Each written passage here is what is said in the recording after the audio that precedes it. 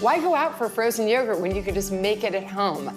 These frozen yogurt pops are seriously delicious and super simple to make. What I love about this recipe is the base is only 2 simple ingredients. 2 cups of yogurt into a bowl. Then we're gonna put in about 1/4 cup of honey and just stir it up. For me and my family, we love a little bit of orange zest, so I put that into the base of the mixture.